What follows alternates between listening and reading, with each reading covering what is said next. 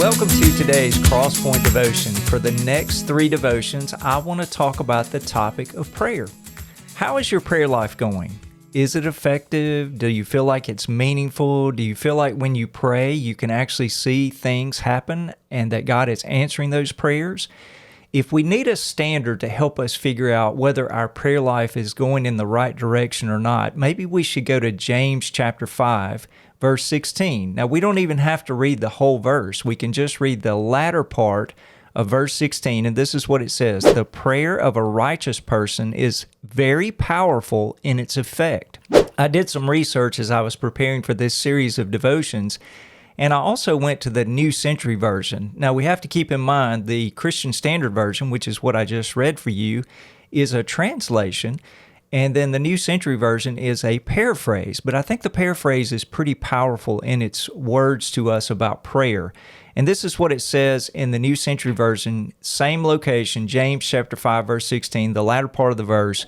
When a believing person prays, great things happen. So if we take the two together, if we take what was said in the Christian Standard Version and we add it to what's said in the New Century Version, we've got 2 really outstanding ways to judge our prayer lives. One says very powerful in its effect, and the other says great things happen.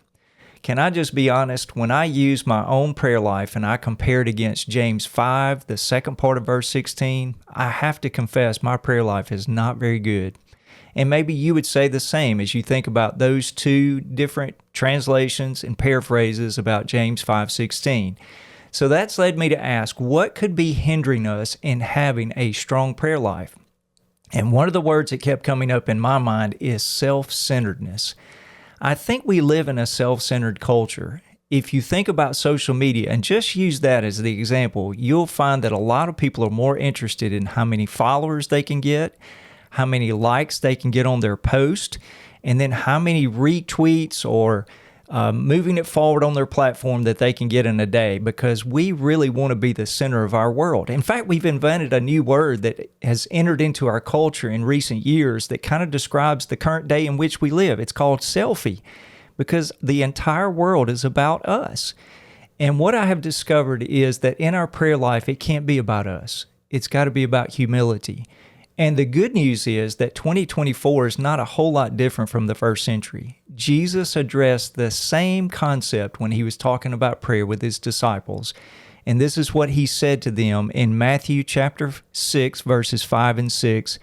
Whenever you pray, you must not be like the hypocrites, because they love to pray standing in the synagogues and on the street corners to be seen by people. Truly, I tell you, they have received their reward. But when you pray, go into your private room, shut your door, and pray to your Father who is in secret, and your Father who sees in secret will reward you.